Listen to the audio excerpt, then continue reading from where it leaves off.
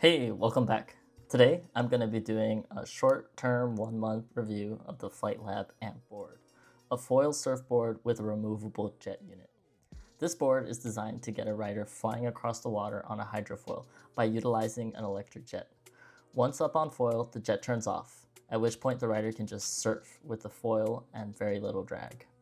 This is all controlled wirelessly with a puck located in the nose of the board. There are two functions. The first, paddle assist for getting out to the waves, and the second, full boost mode for catching waves. For those of us addicted to that feeling of gliding, this sounds amazing. But is it worth $8,000? I think you'll find that the answer might be yes. Keep watching and I'll tell you why. But first, a little background on myself. This will provide you, the viewer, context and a reference point for everything I say. My name is Alex, I'm 29 years old and 65 kilos. I'm a beginner to intermediate level foiler. I've been prone foiling for a little less than a year and sup downwinding for about a year. I'm not affiliated with any brands and I'm not a retailer. These opinions are my own. I pay for all my own gear and don't get any special discounts. I'm making this video for fun and I have nothing to gain from your purchase decisions. So, what is it like to use? Truth be told, it's like learning a new type of foiling. The first session, I didn't catch a single wave. It was very frustrating. Duck dives were fun and getting out to the back was easy, but the board doesn't allow you to get up in flat water. Essentially, for this first session, I was just swimming around. Second session, I used a bigger foil and caught one wave. Still frustrated. Third session, finally, a breakthrough. I moved my mast from position 5 to 8, which made a dramatic improvement. Now I'm consistently catching waves on each boost. I usually get tired and come in before I'm out of battery. One thing to note, when the puck says 10%, you're actually out of battery. At this point, you only get paddle assist, so start heading in. The jet unit can be swapped out with a foam blank for pure surf foiling. So, what is that like? Is it a good foil board on its own? The board has a great shape, volume in the front for extra paddle power, and narrow in the back to give clearance for carves. It is a modern shape that gains speed quickly and feels good on foil. The deck pad is the best I've ever used, and it should be an industry standard. It has these little cutouts that keep your feet planted and probably save a lot of weight. This is the smallest board I've ever paddled into waves, which speaks volumes about its shape. Pun intended. The foam blank does have a tendency to back out a bit, but I haven't lost it yet. It's also nice having a launch pad on the nose as a way to keep track of what time it is and to track your waves. So, what about downwinding? For those that don't know, downwinding is when someone uses non-breaking waves generated by local winds to surf the ocean for miles. This board takes downwinding to the next level. It's amazing. I wish everyone could experience it. Using a shorter board means that there's nothing in front of you. No paddle, no wing, no kite. Your hands are completely free. It's an entirely different experience. Sensations normally reserved for pro-level prone foilers are now attainable for the masses. Don't get me wrong, you can feel the weight of the board, but it's centered around the mast, which gives it a nice planted feeling. Now, there's a few tricks that you need to use for a successful downwinder. This isn't the same as stand-up paddle.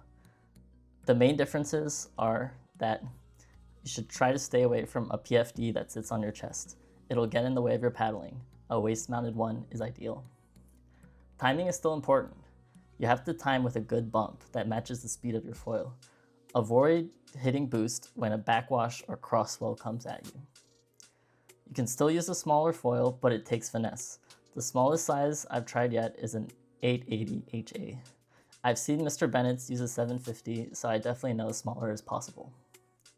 And lastly, you have to cork the board immediately after hitting the boost button.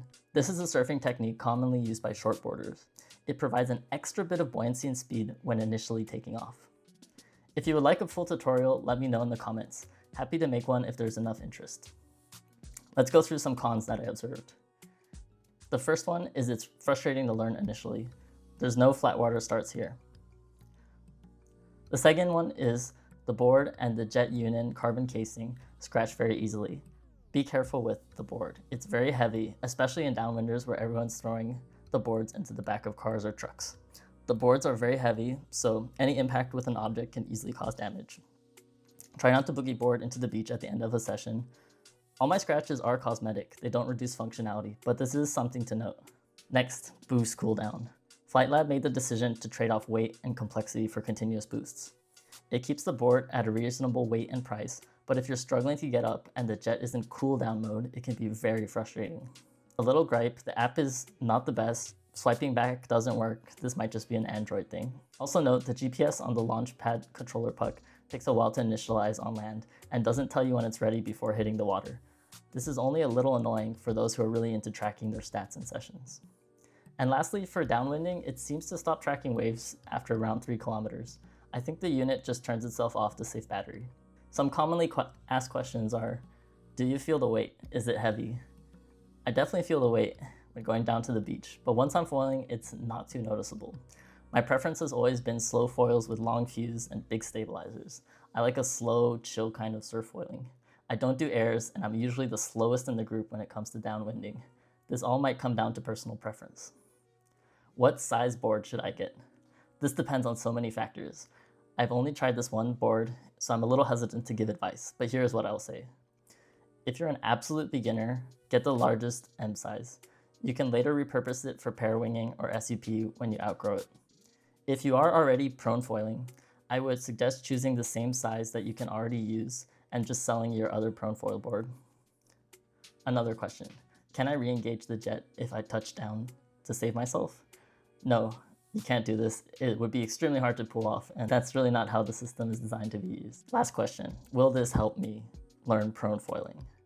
So I already knew how to prone foil when I got this product, so it's hard for me to say. It will probably accelerate your learning a lot, but you will have bad sessions regardless of whether or not you use a FLITElab Amp Board.